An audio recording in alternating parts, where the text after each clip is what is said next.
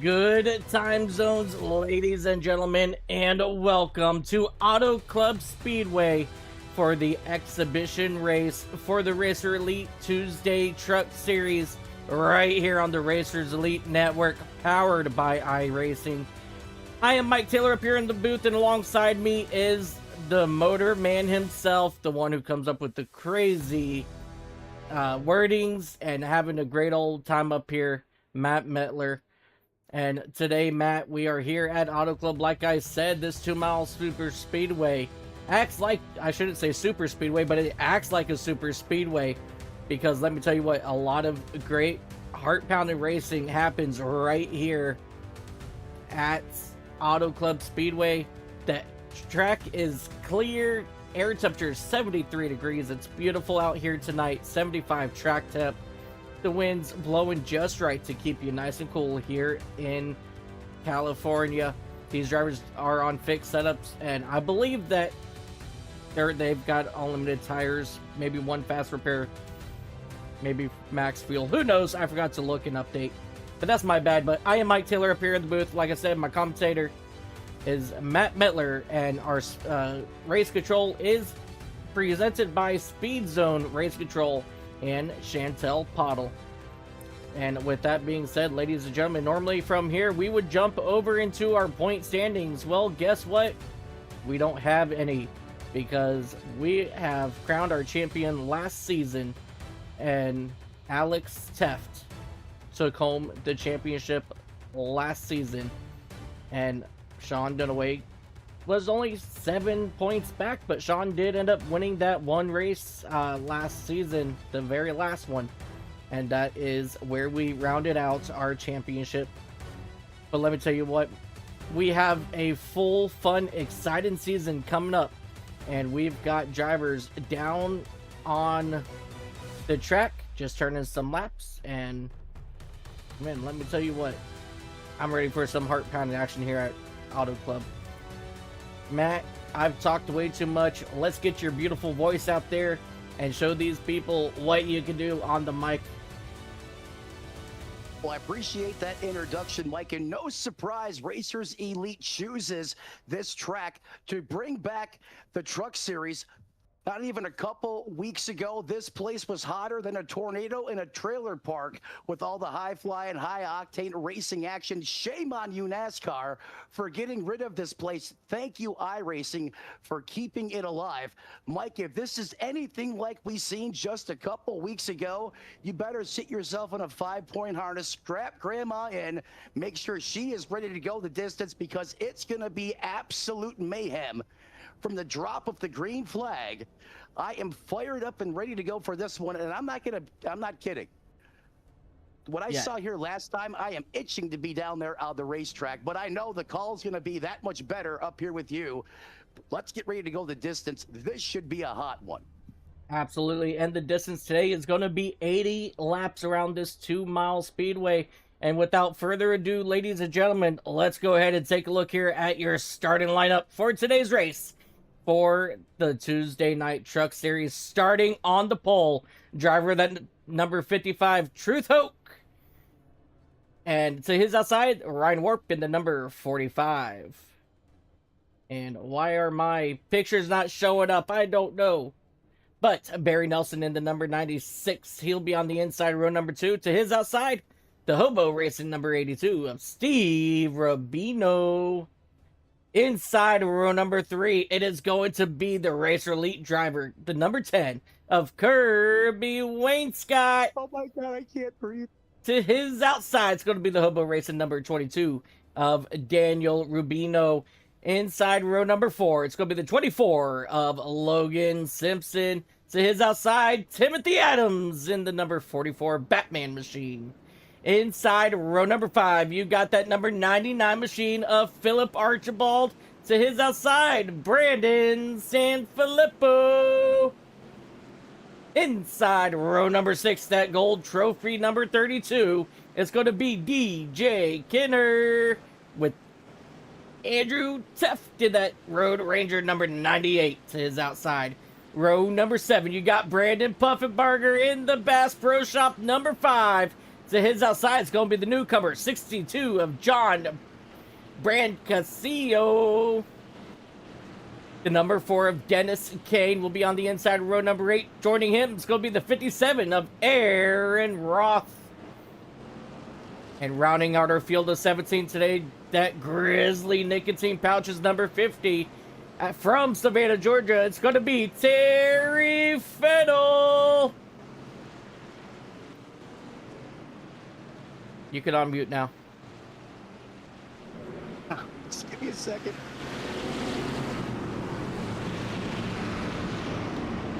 Mike, sometimes with technology, things clip out at just the right time, and we get ready to go green flag racing here. That pace truck pulls off down to pit lane. It's time to get rowdy. Wipe the dust, kick the visor, hope that rear end doesn't bust. Grab that gear, let's do this thing. Green flag in the air, hard on the loud pedal. As those glorious gates come roaring back to right here into the turns 1 and 2 complex for the first time. It's all Truth Hoke in the 55 ride. He works the bottom of the racetrack. The Nelson's 96 machine until the 45 of Warp. No surprise, he's the first man to go up to the high side of the racetrack, but 96 gets some help from Kirby. 2 trucks are faster than one. We found this out just a couple weeks ago. And here comes the 10 looking to make a move early. He's going to pull almost even. The high lane has the speed advantage. Let's see if Kirby gets him on corner exit side by side. Drag race off of 4. A little bit of a wall tap, and they're going to be gridlocked at the line, Mike. Yeah, absolutely. And with what we saw a few weeks ago with these trucks and these drivers, you know, there was a lot of yo-yo. The leader would be able to pull out a little bit, but then the whole entire pack, not just 1 or 2 trucks, but the whole pack just came right back together. And you're seeing that kind of happen right now. Truth Hoke out front by just about a half a second, but you give them, maybe about 2 laps, they'll be right there back at his back bumper with somebody possibly making a run here. As you see, Barry Nelson, Kirby Wainscott fighting it out still for that second position here at Auto Club. Right now, Kirby's being almost like the cushion for the push and bringing the field right back into this battle because he cannot clear the 96.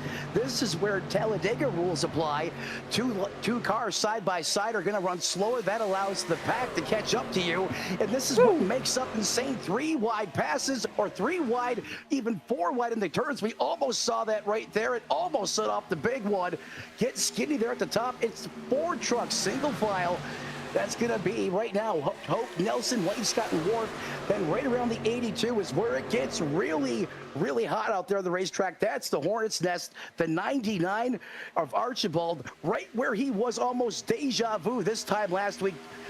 This is where all the action stemmed from, right around that 5th, 6th place on back. And these drivers now get single filed out, at least for the time being. But to your point, Mike, you can see how 2 trucks side by side just invite everyone to come play. And that's what really gets this energy pumped up through the roof when you get that 3 wide, that 4 wide racing that this track invites.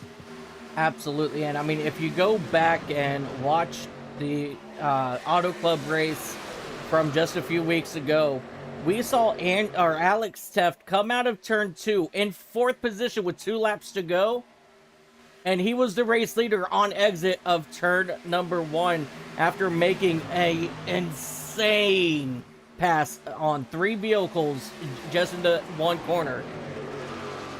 I'm telling you, he sold his chicken to the voodoo woman named Phyllis from The Water Boy. I have watched that move time and time again on the replay, and that's not possible. There was a higher power making that happen, and I'm telling you, as much as he loves the Water Boy and the Mud Dogs, it has to be the voodoo woman named Phyllis. That's my story, and I'm sticking to it. Oh, Kirby Wainscott almost brushes the back of the tailgate of the 96, almost hooks him. I mean, you couldn't have fit a sheet of paper through there. And now he sends it up to the top shelf where Mama hides the cookies. Suddenly the top shelf has the momentum. And here's the big power move down from Hoke. He's going to take that to the bottom, block the low lane. Now he's going to try to play chess here. He's going to try to steal the run from Kirby in the outside. That should then shift power or momentum back into the corner, down to the 96. Let's see if he continues to lane block here. But this is some beautiful driving right now from Truth Hoke. He understands what he's going to have to do to keep his truck out in front. And that's a little bit of blocking. Oh, as Wayne Scott has a speed date with the fence. No harm, no problem. Big shove here from the 45 back to the 10, and that may set up a late exit pass here from the 10. Let's see what happens as they go back through turns 1 and 2 again. Yeah, if you just watch that 45 machine of Ryan Warp, he gets such a great exit out of these corners.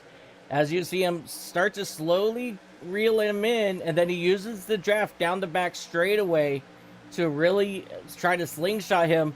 But in this instance, that number 10, he got a slingshot, and now he's looking for the race lead. I'm telling you, man, Kirby knows how to work the draft really good on the super speedways, and they got a big dose of this place and what it can do a couple weeks ago. And you're seeing these veterans starting to use it, the principles, and applying it here and having success. Now he's going to try to slingshot the 55, goes up there, throws the side draft on the 10, deploys the proverbial air brake. That's going to give the 55 the run on the exit, but I'm not sure he's going to be able to clear him because he's got no help. He's got no one doing the pushing on the bottom. Back to the high side, shifts the momentum, and look at that, just like that. Wayne Scott rocketed to the front off of a huge push off the 45. Mike, brings me to my next point. You're going to have friends out here if you want to win this race tonight. I am 100% certain of it. Oh, absolutely. You're going to have friends here simply because of the draft effect here at Auto Club.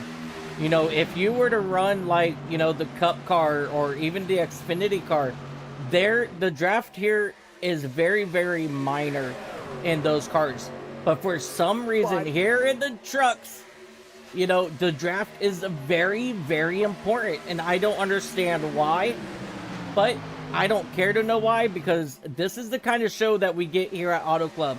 Cars running 5, 6, 7 different lanes, and it's always a great time here on the broadcast. Absolutely is, and these drivers are starting really to get racy as we now work lap 10 of the scheduled 80 right here on Racers Elite Network. No surprise, Racers Elite inspired paint scheme at the point. That is all Kirby Wayne Scott with the drift and go. Did you see that on the top shelf? Yeah, absolutely. It got loosey-goosey there.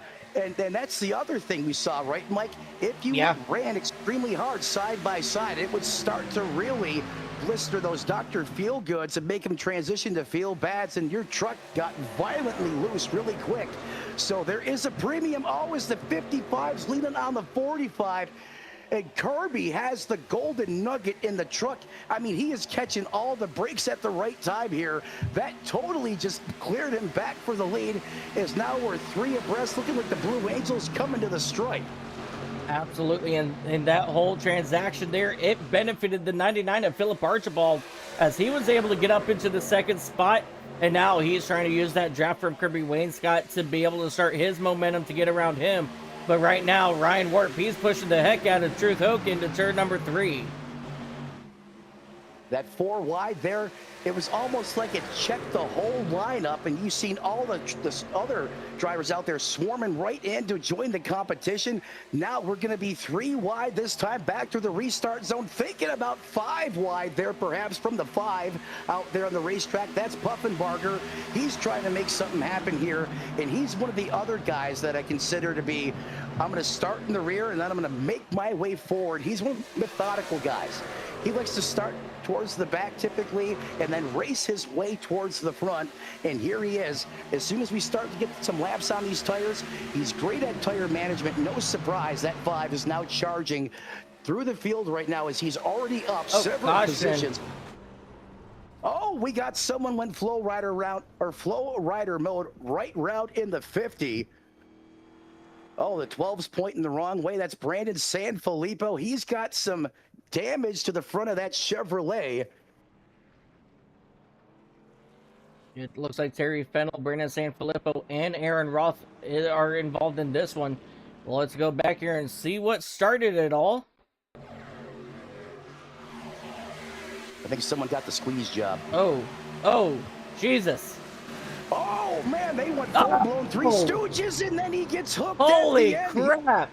He thought he was through it, and he said, not so fast. Watch this. Clanking up into the outside retaining wall. The 12 goes. Jeez. That wreck was huge. It was like a game of ping pong. It just kept going and going and going. Watch this, folks, from the eye in the sky here. This is wild. All right. All courtesy of 3 Wide Racing. That's going to give us the primer. The 22 came up, made contact with Roth, went back down, got into Brandon Sanfilippo, who got into the 4 of Dennis Kane. The 22, he comes back right across the nose of the 50. The 50 or the 57 gets turned by the 4, and the 57, he goes down, says, "Tag, you're it." Turns the 12. And I mean, let me tell you what, I haven't seen a car spin like that here on iRacing in a very long time, the way that number 12 did. That was like a mangled melee baton passing contest going around the racetrack there. It just kept going. You know, it's like you play capture the flag, and Filippo had it, and then he said, "I don't think so, not today." Cuts it back hard, just able to clip the back of the 12, and he gets caught up in this too. What? This just keeps evolving. This is nuts. You know, just when you think you're through, you know, for the Filippo, you know, you're not. And for all intents and purposes, though, Mike, these trucks could have been damaged a heck of a lot worse. This racetrack's, you know, 2 miles around, as you know, the last great house that Penske built. So the good news for these drivers, they're going to get a lot of time to repair their vehicles on the racetrack. They should be just fine here. In fact, there's Filippo back out on the racetrack in that Ryan Newman-inspired paint scheme on that Chevrolet. Back when he was with Penske, I can't believe how fast time flies, but that's what that paint scheme reminds me of in the early, or mid 2000s in NASCAR. Yeah. All this going on, and guess who's going to have the lead on the restart? Steve Rubino. And it looks like the 4 is getting hit with the incident here.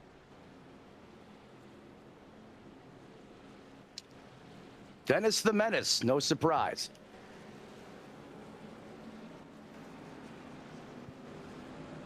He went up there and plucked Mr. Wilson. That he did.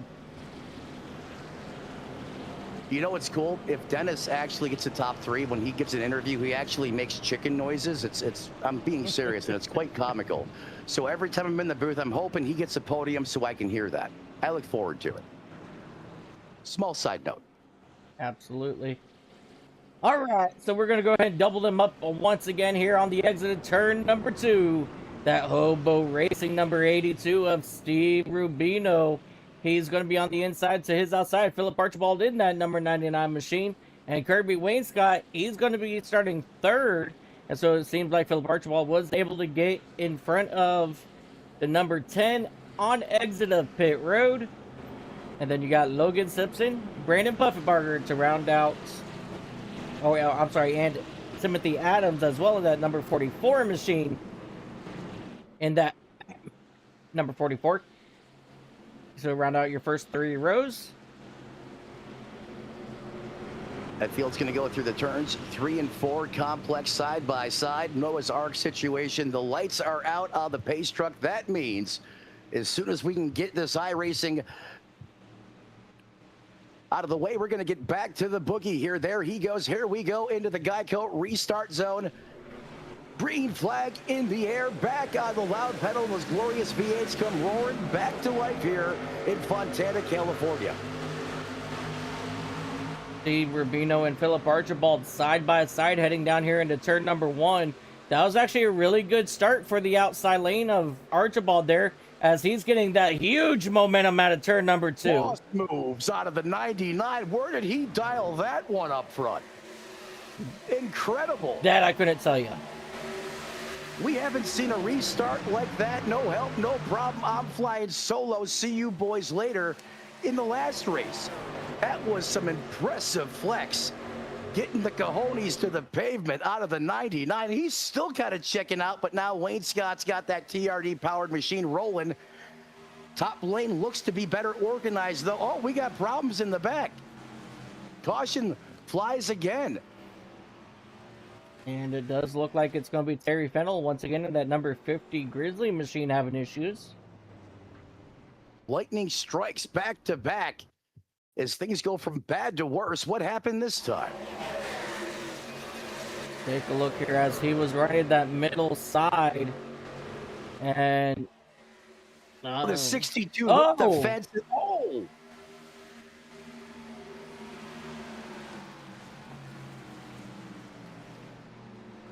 A little bit of X Games competition out there. You know, I feel like that's deja vu from the last time we were here. Mike, I was thinking the same thing. Except the last time, you know, we didn't get a floater there with 3 tires off the ground. But watch this again. I mean, the 62 is trying to get all he can, and he's just going to hit the fence. And the 50 is going to have no idea this is coming, and then he's just going to get turned right across the nose of that other Chevrolet.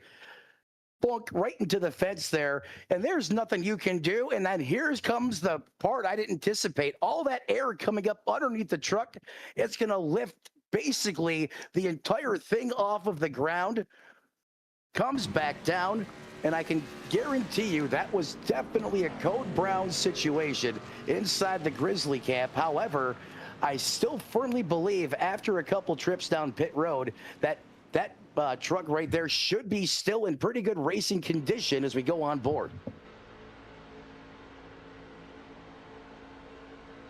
Never has any chance, doesn't even know this is coming until he's in the catch fence. Or the safer barrier, excuse me. Absolutely wild, and I believe Terry Fennell might have ended up calling it a night. Terry, I side with you, buddy. I've had a couple of races that have not gone my way. Even some teammates that misled me. So I get it. Hopefully we see him back next week. But you know, with a race like this, you want to go out there and you want to run good. You want to have a good time just because, like I said, this current truck package and this racetrack is just an insane combination. Archibald now going to have the lead. Wayne Scott's going to restart in that second place position. Where did Mr. Gambino come from there in that 82? He is having a good run. Simpson in the 24, currently residing in 4th. Nelson runs out your top 5. Your pole sitter, Truth Hope, resides in that 6th place position.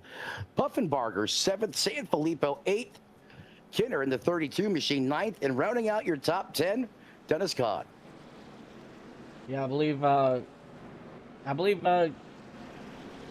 Philip Archibald there, I think he was thinking that if he were to draft off the pace car, he would save some fuel there, but I think the joke's on him because I don't think there is any air coming off the front nose of that pace truck. I thought you were going to start singing I Can Believe I Can Fly. It almost sounded like it. Because, I mean, apparently you can in this truck if you get it in the right situation. Oh, yeah. I know from experience many times.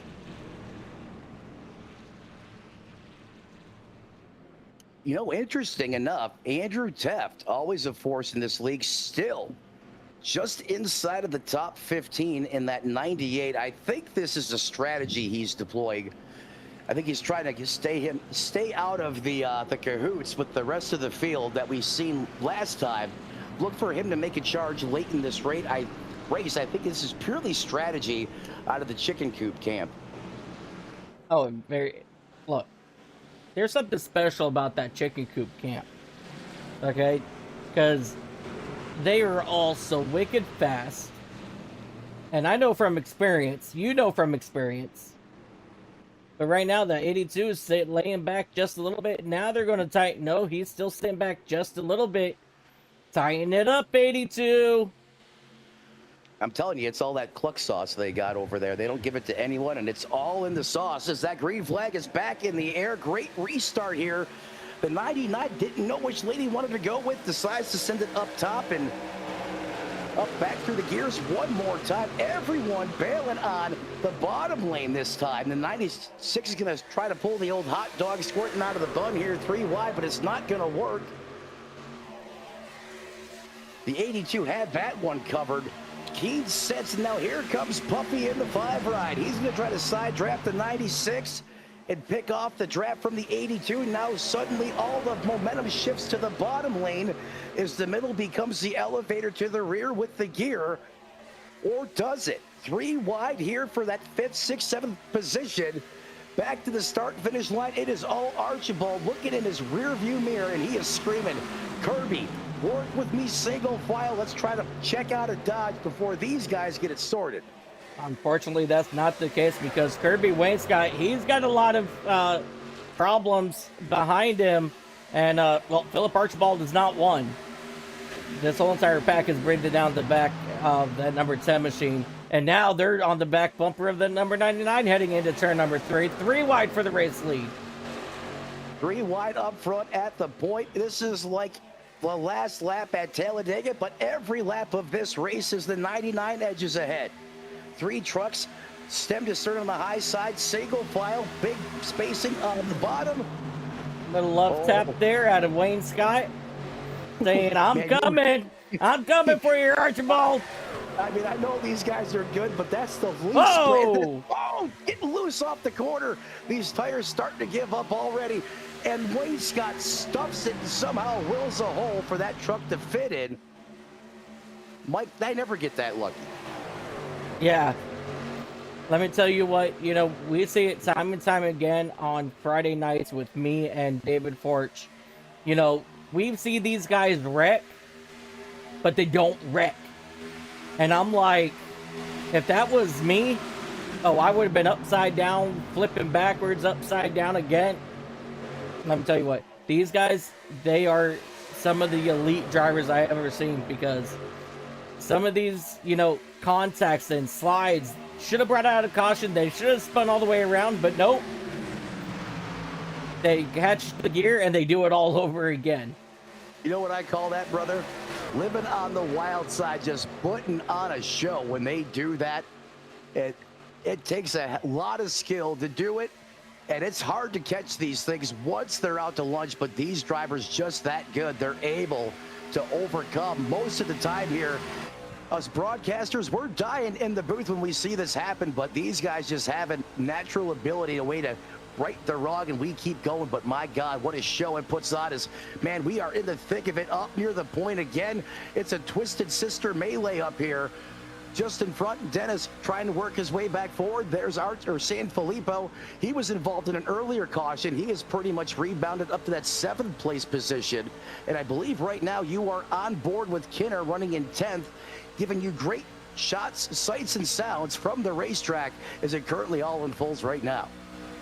Yeah, absolutely. And I just want to ride a couple laps here with DJ Kinner just to give everybody a general idea of what it's like inside these race trucks here at this track. Because unfortunately, the newer generation of NASCAR fans, they're not going to be able to experience this in real life. And that's unfortunate. And I think we all kind of knew that was going to be the end result once this facility was sold. But how fitting is it that Kyle Busch was the last driver to win a race here? I think that is, if there ever was a silver lining, that is it for sure. Yep. You know, we may never see another racetrack like this, but it's a huge loss. But that's also the beauty of technology and sim racing, because it was laser scanned. It will live on in the sims forever, for all time, just like Myrtle Beach and countless other tracks that have fallen to the hands of time and the economy and changes. Because of iRacing, we get to do this right here, right now. Yeah, Myrtle Beach, USA International here in Lakeland, Florida. Lanier. Lanier. Yeah. You know, Lanier. You know, and there's also a couple, you know, really big tracks out there that, you know, road courses that closed down. And something I just learned. Did you know that VIR was actually on the verge of shutting down a couple years ago until new owners came in. I recently heard that, and I was shocked, but you know, then I'm not, because of, we see this happen all the time, right? Just these iconic historic tracks that we say there's no way, and then all of a sudden it happens. It becomes a reality. So happy they got new ownership and the funding they needed to continue, but that's the reality of it. Yeah, absolutely. And you know, it's not cheap to operate these kind of facilities either. You know, it costs, you know, millions of dollars a year just to keep one of these, you know, places open. And that's what one of the biggest issues with our local short tracks, as San Filippo gets into the wall out of turn 2. You know, a lot of tracks, local tracks, short tracks are closing because the funding isn't there, because lack of, you know, spectatorship. You know, it's up to you spectators to go out, support your local tracks, keep them in business. I know New Smyrna Speedway, which is 20 minutes down the road from me, they've fallen hard on times, and I've heard a couple of times that they're possibly shutting down, but then I hear that they're not, and going back and forth.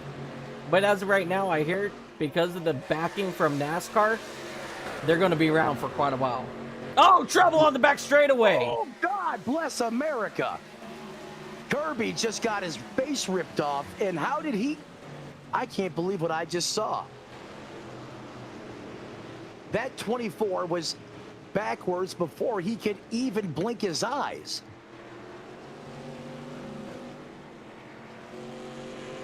That was crazy. That was blinking, you're dead. I mean, what happened?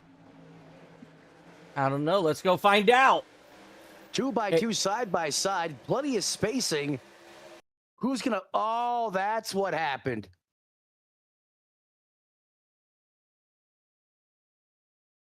Someone. This is why the bigger lug nut foreign policy does not work at this speedway.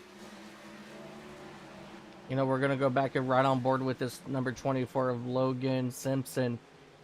You know, we're gonna see what he saw after getting turned around. Let's do it. Here we go. In there, full-blown Bon Jovi mode, living on a prayer, and he just didn't have enough Mary behind it. That gap closed up, and And then here comes the rest of the field. You know, that's always a good thing when you're going 180 miles an hour and you look up and there's a truck going backwards facing the wrong direction up against the wall. That's always a good feeling. Oh, yeah. Just don't. You know, I think I'm going to do what I don't like doing. You're going to rewind it? Yeah, so I think the 24 thought he was clear. He probably got that exactly what clear. It was. Yeah, I think he got that clear. And then at the last second, Wayne Scott was just there. And unfortunately, this is going to be put on that number 24 of Logan simply because he, quote unquote, self-cleared. But it happened so quick. Spotter says clear. Okay, I'm going to go take my position. Not clear. He just tried to steal all the wind out of Kirby's sails there, but he's resilient. He'll bounce back from this, but that's probably going to be a burn of a fast repair. That was a violent hit. Yeah, definitely is. Logan, he's, there he goes. He's just now coming back out. He is already at the tail end of the field, so I didn't see a black flag pop up for him, but he's already in the back by himself, so he probably went ahead and did that to himself. Let's see who else is here. Timothy Adams, he's back here. Why?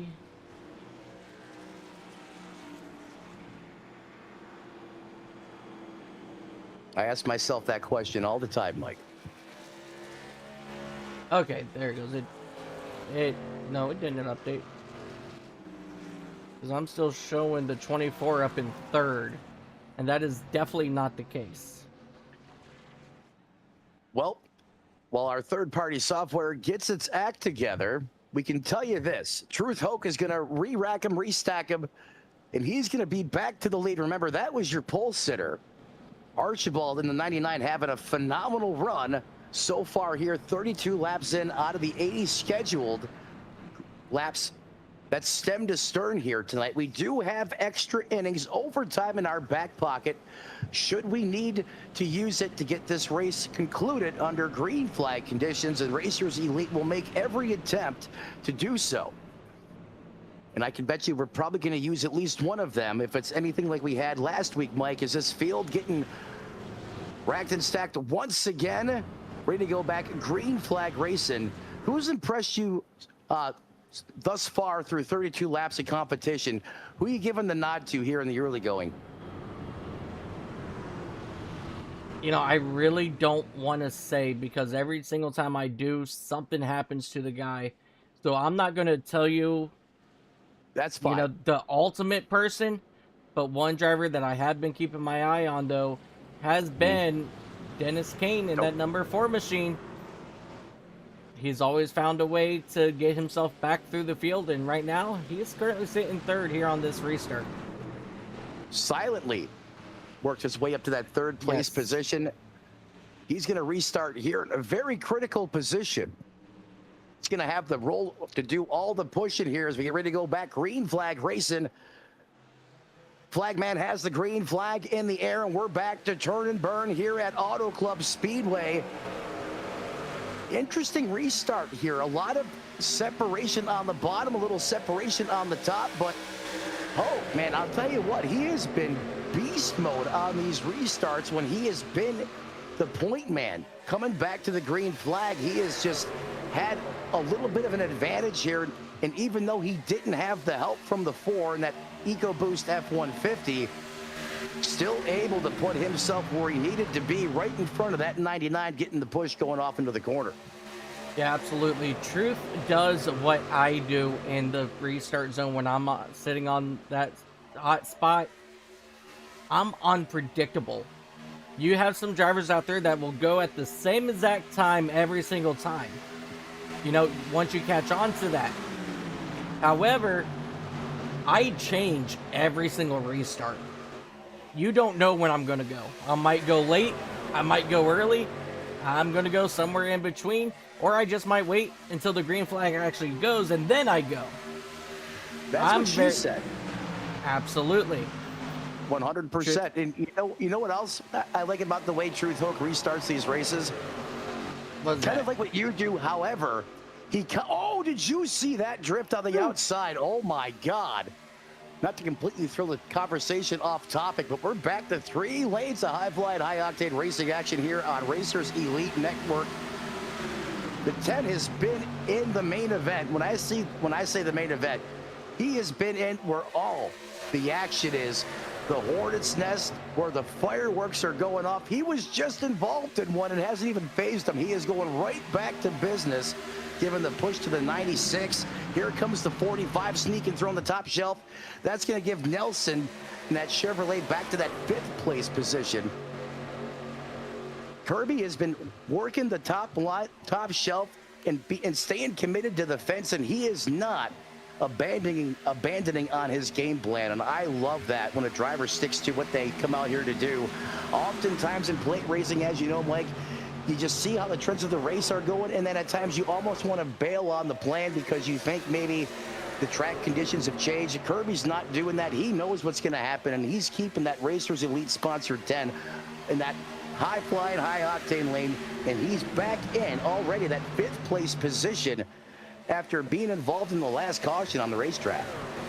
Yeah, and you know, that's exactly what he needs to do in that number 10, stay focused. You know, your top 4 pulled out to half a second, but again, with this kind of restrictor plate, with this kind of a drafting track, that doesn't really matter too much.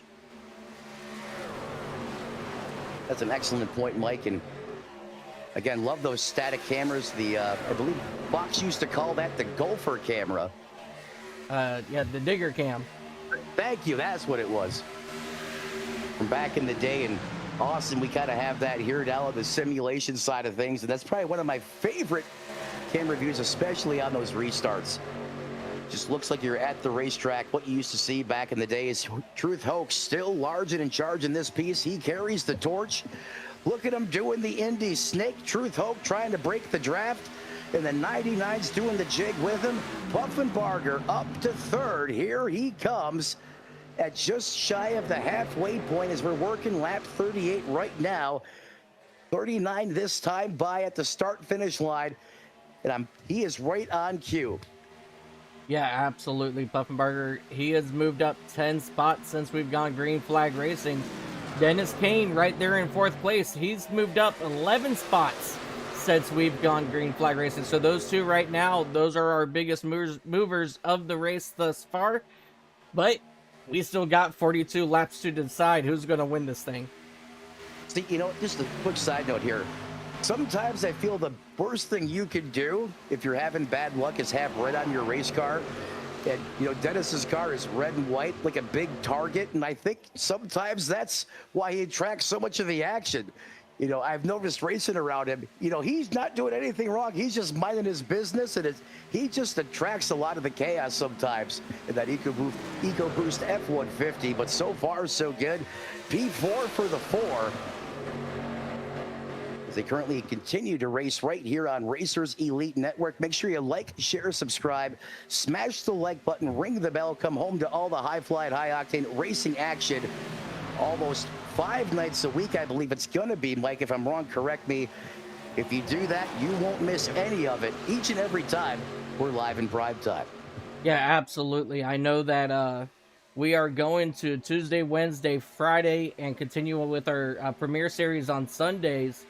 Thursdays is going to be a hit or miss on broadcast, though, because it's going to be a variety kind of series. Different car, different track each week. You know, we're going to go from like the FIA carts, you know, at the Chili Bowl to the pro trucks at, where was it? I think it was South Boston or something like it's going to be an absolute blast. So Thursdays, it may or may not be a broadcast, but just keep your eyes out for that. But I mean, other than that, you guys, oh, hold on to it. Sweet save. Almost got turned into Puffin stuff, but he saved it. He's got some quick hands in the 5. That was some driving. Holy heck. Yeah, absolutely. Really great driving there out of that number 5 machine. He's actually getting a loose on entry into the Trioval, which is actually rare. These guys have been racing hard, though. I'm telling you. Yeah. You know, this track, and don't forget, I believe we had a little bit of an update to the truck as well since the last time we raced here. That 3 wide right there, 5 gets loose again. He has got that right rear overheated right now. He needs to bail out of this hot LZ. Otherwise, it is really easy to set off the big one and take yourself out of this race. Start backing up those corners. There you go, Puffy. He's got it now. But we've seen this the last race. They start getting 2, 3 wide, and it really uses up that tire, that right rear, and then before you know it, without warning, you're sideways going, you know, into the turns complex, you know, at 170 miles an hour, and it just appears out of nowhere. Yeah, absolutely. It really does. And, you know, talking about updates, can you believe in just 2 weeks' time, we are going to be in week 13, which means our quarterly update here on iRacing, new fresh content coming out, you know, updates to, you know, current tracks, you know, other system updates as well. You know, and I can't believe it's already been almost 13 weeks since the last update. I'm really excited to see what iRacing has in store for us here in just a couple of weeks when we get ready to buckle down for our 5-hour time off. You know, yeah, that's a great point. You know, if you're on the competition side of things, if you're a driver, all that great content, you look forward to it. If you're a producer, you're repeatedly banging your head off the desk because you know what can possibly happen. Oh, yeah, absolutely. And, you know, as a producer that produces on Tuesdays when these updates, yeah, you know, as soon as these updates drop, I'm already at my computer waiting for my iRacing to update saying, okay, update ready, and boom, I'm ready to go. You're always on top of it. You're always clutch, always dependable, and always fun to work with. And I appreciate you being up here in the booth with me on Tuesday nights. I'll tell you what, the 5 did not abandon that line after he got scary loose a couple times. I thought maybe you'd see him try to maybe go up a half a lane, work the middle. It's a little bit safer, some more banking, but he said, I'm not bailing on what's been working for me. And just as I say that, he goes to the middle of the racetrack through 3 and 4. Last time that did not work good for Kirby Wainscott there. Remember, truck got hooked across his nose. But other than a couple laps there where that 5 ride got out of shape, he seems to have that right rear cooled back down, Mike. Yeah, absolutely. And, you know, you can actually really get the tires cool while still running these speeds. You know, you just have to back it off just a little bit. You know, maybe 5 miles an hour or so through these corners it will make a difference on your speed, but it gives your tires some time to say, all right, we're cooling off. I'm getting my grippy grip back, and now it's time to rock and roll out of these exits. Did you say grippy grip? I sure did. Grippy. I need my grippy grip. No slippy slip. Absolutely. Just like I love my jumpy jump trucks that we're running Crandon this week for the Crandon shootout. That's one thing I really haven't honestly driven are the jumpy trucks, the Pro Light series. I got to try that out sometime, and I'll tell you what, Truth Hoke is really impressing me right now. I mean, this is probably the most we've seen one driver be able to take the lead and assert himself over a race and a half now. I mean, ever since he has gotten the lead, he has been able to pull away by himself from the pack. That has been impossible up until now. So perhaps Truth Hoke has poked around and figured something out. In the Truth's ride, should say Traxxas, I like the flip he did there. Oh my God.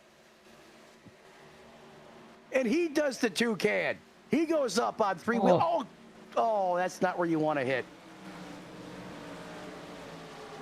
Deja vu of a wreck we had earlier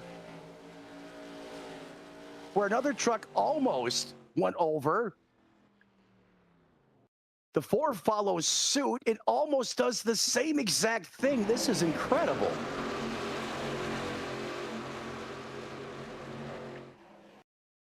Yeah, but this time the 4 gets into the wall and he'll get turned off the front bumper. I believe that is the...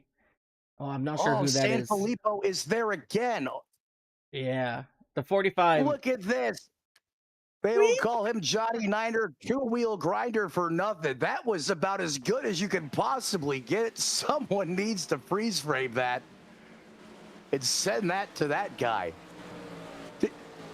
Did you, Mike, did you look at that? I mean, stop that on the broadcast. That's probably one of the sickest action shots I have ever seen. I mean, if you're going to wreck, but make it look good, I mean, this is pure savagery right here. Sorry, I mean, this Andrew. needs to be zoomed in on, upscaled, and, you know, have them autograph it. This is wicked. I mean, if you're going to crash, this is how you crash. Watch this. And Andrew, I'm sorry if he's not supposed to do that. I apologize, but this just looks so cool. Get your screenshots in, everybody. I mean, that is photo of the year, in my opinion. I mean, his tires are barely touching. Tens across the board. I'm sorry. That is amazing. If you're going to crash, that is how you do it. As we're back under caution, yellow flag conditions here, working lap 50. So you know what that means, Mike. We're getting down to the skinny side of this race. That means only one thing can happen, and that's the intensity is about to go up. Absolutely, and we're going to have 29 laps to go when we get back green flag racing, and you know, these guys, they can make it the rest of the way on fuel. They can make it the rest of the way on their tires.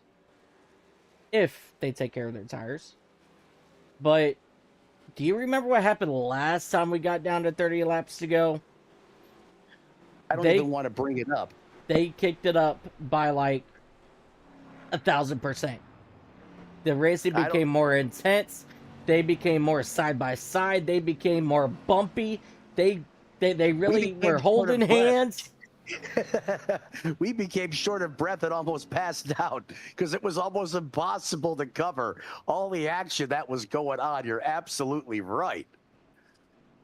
And I hope we get a dose of it again, Mike. I really do. Oh, yeah, me too. I can't wait. Oh, that's why that's... Again, that's my fault too, Andrew. If I hadn't asked him to take the best screenshot I've ever seen, not live on a broadcast, that never would have happened, but we got it fixed. I did that during a majors broadcast. I said that. I mean it. I said that. I'm saving the replay. I'm going back and I'm having a photo done. I'm sending it to Dennis and I want him to autograph it and it's going on my wall. I'm not even playing.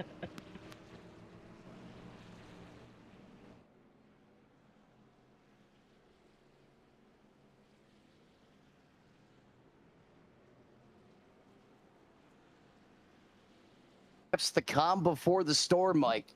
It's like being in the middle of an EF5 tornado, or excuse me, hurricane. All is calm, not for long, because when that eyewall's backside comes through, it's about to be absolute mayhem here in Fontana, California.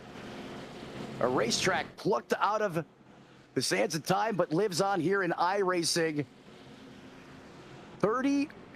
29 laps to go. Your pole sitter still reigns up at the point. Wayne Scott continues to be a threat. The 5 ride has put himself where he needs to be. Who is going to win this race, ladies and gentlemen? Let's find out as we get back to the boogie here in primetime. Green flag back in the air, and Truth Hoke is going to nail another one as that truck just shoots out of a cannon. Great restart on the outside easily. Gonna say, I'm out of here. See you later. Like he's got all-wheel drive and 1,000 horsepower under him. Yeah, I don't know how Truth has been doing it today, but here comes Kirby Wayne Scott. Probably the only real enemy that Truth Hoke has here today that has been a thorn in Hoke's side. I know that Truth, he is wanting that race win. I know he is. Butter to his biscuit right now. Couldn't agree more. The question is, are they going to the Waffle House afterwards? I guess that depends on how this race goes. But I agree, the 2 of the strongest trucks all night are right up here in the thick of it. But I'm telling you, don't count out Puffenbarger. I mean, this is what this guy does. I've broadcasted other leagues he runs in. I'm sure you know what I'm talking about.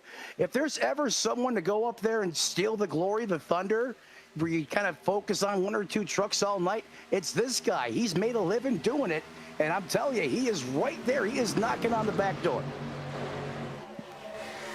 Yeah, absolutely, and he's definitely trying, but he has now fallen once again. Oh, he gets sideways off the front bumper of Logan Simpson. Matt, this is what I was talking about earlier. They wrecked. He wrecked. But he was able to save it. He wrecked, looked up, saw Dale. The forecast called for chocolate rain inside the cockpit of his truck. He may need an entire new wardrobe, but that's twice. I don't know. I mean, you can't kill what doesn't die. I don't know anyone. I mean, I know some guys that, are really good at, some what the heck moments, but that was wrecked. That was done. You're not supposed to come back from that. And the 5 is putting on a clinic right now. Man, let me tell you what. So I have been nicknamed Iceman because I can almost save anything. I can do a full 360, pop it back in gear and go. I can slide through a whole entire corner, save it, and go. But some of these saves that these drivers do, I have no clue how they do it. Man, I thought they were talking about Vanilla Ice because he's from Florida, you're from Florida. But okay, I see that too. I haven't had a lot of on-track time with you, so I don't know about some of the signature moves you do, but hopefully I'll get to have that opportunity. But it's always great when you get a nickname in a league, and especially one like that. That means you have been accepted amongst your peers. They kind of respect you, and that's their way of throwing you some shade. As Archibald now suddenly finds himself on the outside of the fast lane looking in, quickly gets that Toyota back up to the top shelf. And I'll tell you what, after a close visit with near death, the 5 gets everything back under him, ready to make another charge with just 24 laps to go in this one. Yeah, 24 laps to go here at Auto Club, and I'm really excited to see how this is all going to turn out. As Truth Oak right there on the back bumper, Wayne Scott. I mean, you want to talk about the annexation of Puerto Rico? The Ted just dialed up that one. He barely had room to clear. But you know what? That tells me he's given a lot of respect to the 55. Oh, Wayne Scott's in the wall. That hard. Wayne Scott's in the wall. Hold on to it in the back. The 22 goes sideways. He's going to save it. Hey, you remember that movie Jaws? Yeah. Dun, dun, dun, dun. Here comes the 98 of Andrew Teft. Hey, there he is. He's been sleeping in the back, picking daisies all race long, and now with 23 laps to go, he gets in the game. Here he comes. I told you he was going to be here, and here he is. He has saved that truck. It looks showroom brand new, and he's potentially about to go up here and steal someone's glory here and make someone really upset, perhaps. He said, hey, don't forget about me, guys. I'm still Andrew Teft. I'm still one of the best drivers in all phases, all series of this league. Do not forget about me. And suddenly he is in third. Yeah, absolutely. And this is exactly what Andrew Teft is doing. He's saying, I'm coming through.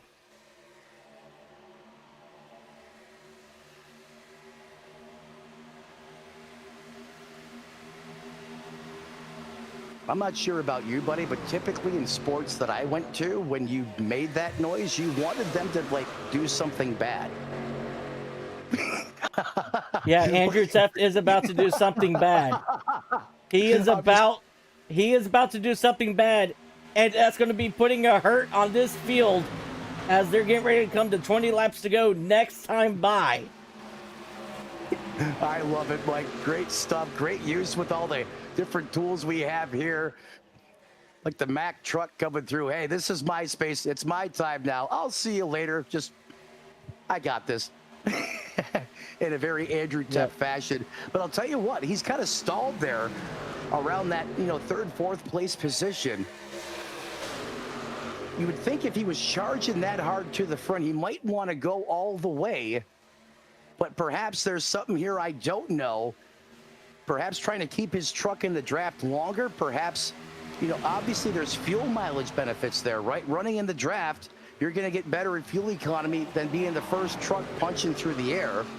So that could be a component there, or perhaps there's more to it. We'll find out, because Teft came up there. Absolutely like a hot sword cutting through butter. It didn't take any effort, it seemed, and now he's kind of stuck himself right there in that final podium spot as he now takes it to the bottom of the racetrack. Side by side with the 99 I'll tell you what, Wayne Scott is trying to check out a Dodge. He has set the dial to kill, hit the turn and burn switch, and he is now out to almost a 2.5 second advantage over Archibald, Andrew Teft, Sanfilippo, and Simpson. That's your top four. Anyway, I'm coming back here for just a moment because for some reason, Kirby Wayne Scott came down pit road.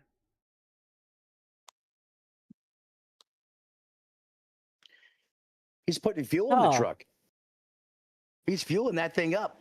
That That's he is. exactly why. That's exactly why Teff did not take the lead. That's 100% why Andrew Teff did not go all the way to the lead. See, Andrew, I'm starting to figure you out. Because I got to compete against him on the racetrack at times. Yeah, and yeah, the field is actually quickly approaching to the back bumper of that number 10 machine, as they're all now down the back straightaway. And look at Philip Archibald having one hell of a day in that number 99 machine. That is one of my favorite paint schemes out there consistently, all the time. It's that late 90s high impact colors, fluorescent, Renthal from, back when, two-stroke motocross was, HOTT, and I just love seeing that Toyota in that paint scheme. But that's exactly why, getting back to the race, Andrew has not gone up and take the lead. He knows he needs to maximize his fuel economy, and he's going to use some of these other guys as a fuel pig. And when he feels like he has saved enough, God, that paint scheme looks good. FMF on the side. I mean, that's exactly how it was back in the glory days. Two-stroke motocross. I mean, it doesn't get any more throwback than that.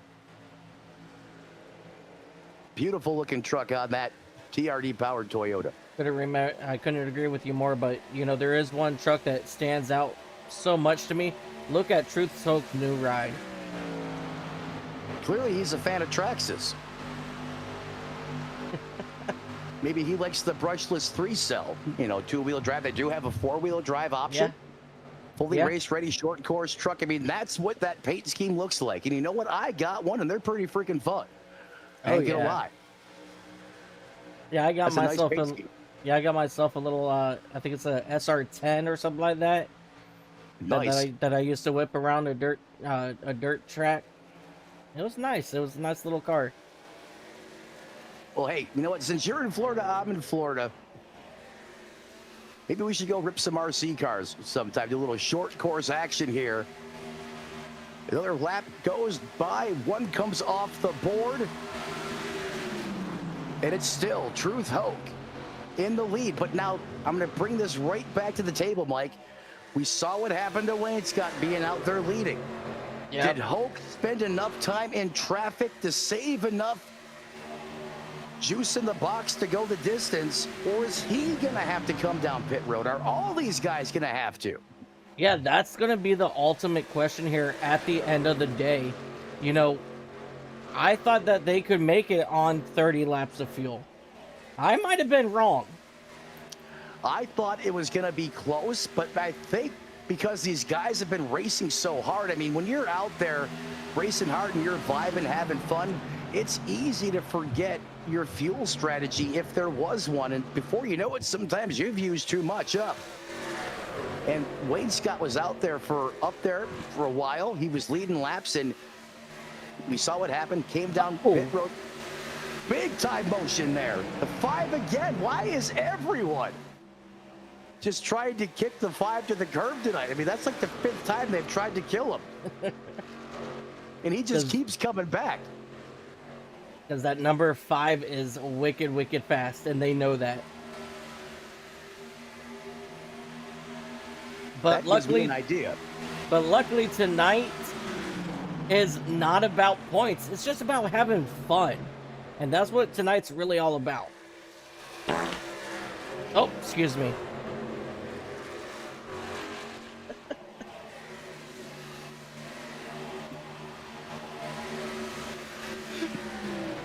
My God. Look, man, I know I'm a big guy, all right? But come on. I can do that myself. What?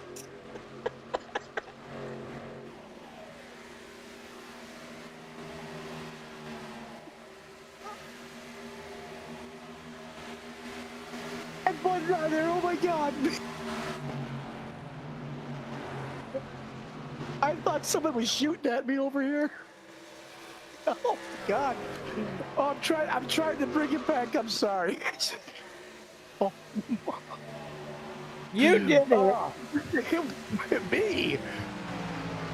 I don't even know where that sound is. Oh, wait, the soundboard is unlocked. I didn't even know that. Unless I have it on a hotkey and I didn't realize it. Oh, man. But nonetheless, I thought someone was shooting at me here. all this happening, the wet ones start flying, and Hoke's still leading here, and Andrew Teft is now up to second. And look who's right behind him. Sanfilippo. He was a driver involved in, I believe, the very first yellow flag incident of the day. And yet here he is. Oh, big time power slide. The 55 almost gives a wall tap. And you know what? He has picked it up because he sees the Predator behind him, like Alien versus Predator. The last thing you want to see if you're leading is the 98 of Andrew Teft. I mean, let's just be honest.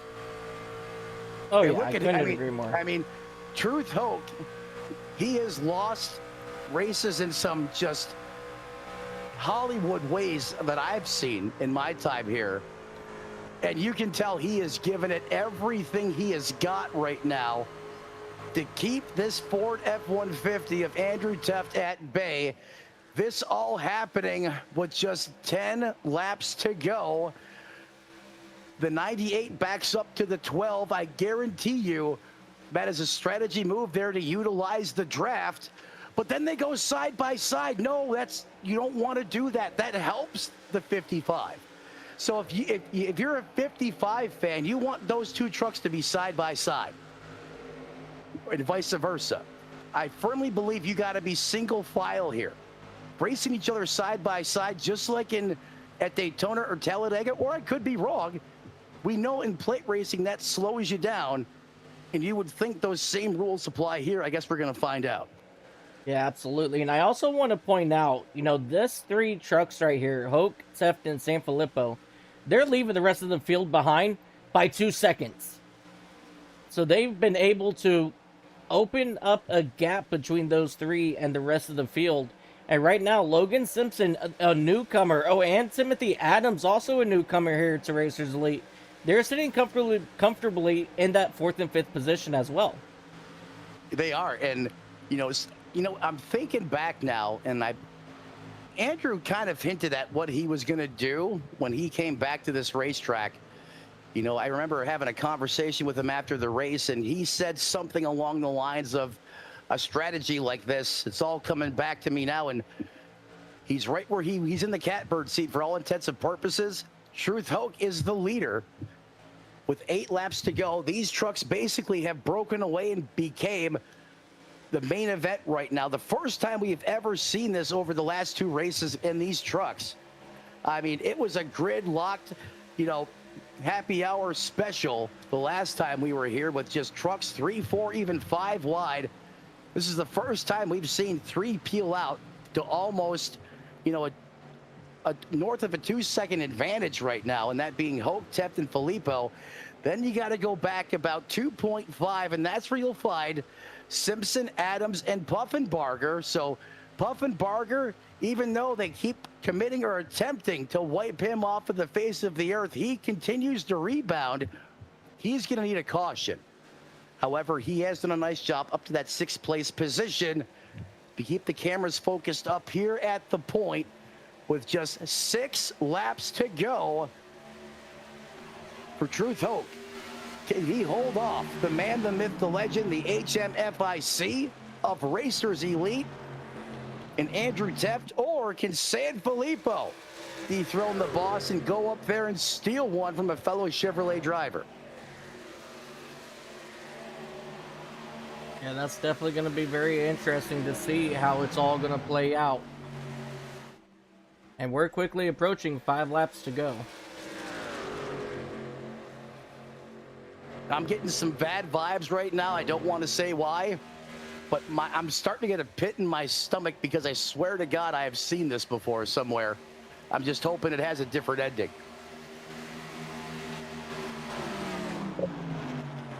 I'm still shocked that the 12 and the 98 continue to run side by side.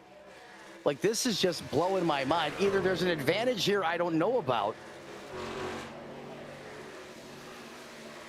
I mean, Mike, why would you want to run side by side here? I have not a clue. Just as I say that, I'm telling you, it's like sometimes these guys are listening to you while you're broadcasting, while they're driving, Mike. Because as you know, anytime you say anything, the minute you say it, the drivers do the opposite, it seems. Yeah, absolutely. And with 4 laps to go, Andrew Teff, he's having difficulty getting around that number 12 machine. But they haven't left the back bumper of Truth Hoke here either. So this is definitely going to be very interesting as it comes. Well, see, now they're single file. And I would think now they should be able to close right back up onto the bumper, especially if the 98 starts to really get up there and close the gap with the push. He's the third truck in this position. And when you're drafting with 3 trucks, that third truck really plays a key role in how much momentum and speed you get. So I'm wondering now if, Teft is purposely leaving that gap, and that could be the case. But this is worst case scenario now for the 55, not seeing them 2 by 2 side by side. In fact, look at Sanfilippo trying to pull a squeaker out the back door, but he gets self-inflicted concrete poisoning there. He's going to go all the way back to third. Yeah, that's unfortunate. Getting into the outside wall like that is definitely going to hurt his momentum. As you see now, Andrew Teft, he's got Truth Hoke in his sights.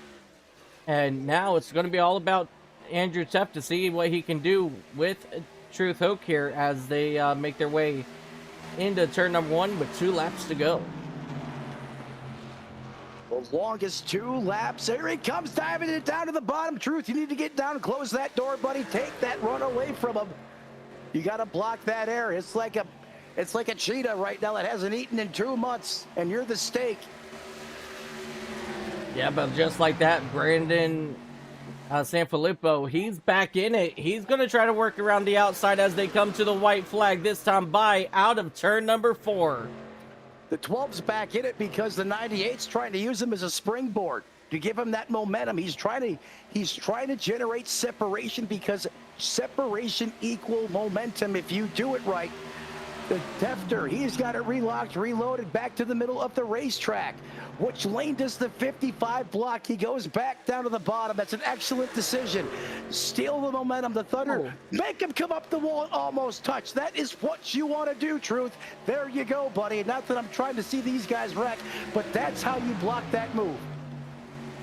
Excellent precision blocking, driving from Truth Hoke, and I don't freaking believe it.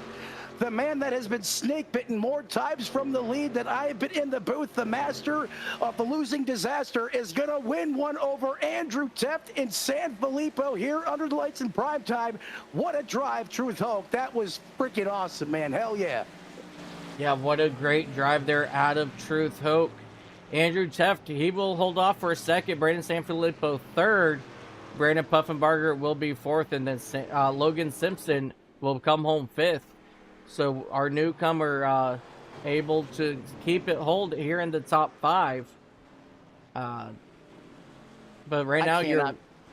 Go ahead. That is some drive there from the 55. I did not think he was going to be able to do it. I mean, talk about just absolute blocking mastery there. I mean, look at the 12. The 12 is still giving him a shove there. Yep. Either that or he's out of fuel, one or the other. Yeah, I think he's out of fuel. All right, so let's go ahead and quickly go over our race results here. Truth Hoke will bring it home first. Andrew Teft second. Brandon Sanfilippo will come home third. Brandon Puffenbarger, Logan Simpson, DJ Kinner, Timothy Adams, Aaron Roth, Steve Rubino, Barry Nelson will round out your top 10. Philip Archibald, Ryan Warp, John Brancasio, Daniel Rubino, Kirby Wainscott, Dennis Kane, and Terry Fennell will round out your field. Your hard charger was Andrew Teft. Truth Hoke led the most laps. He also had the fastest lap. He was also your pole sitter. And let me tell you what, that was a great, great race. I'm telling you, you got to check multiple boxes if you want to beat the 98. And that graph kind of tells the tale. And that's exactly what Truth Hoke did there. You know, it stinks you don't get to go out there on the racetrack and light the tires on fire. But, man, that was impressive. Yeah, absolutely. And we're gonna try to keep this short and sweet here today because there is a race that I would like to try to go catch. Copy that. 10-4. Thank you for that update. Yeah, so I won't be long-winded, I promise. sounds good. Give me just 1 second here. Let me go ahead and register for that race real quick here. Of course, when I need to find it, I can't find it, but we do have Truth Oak downstairs.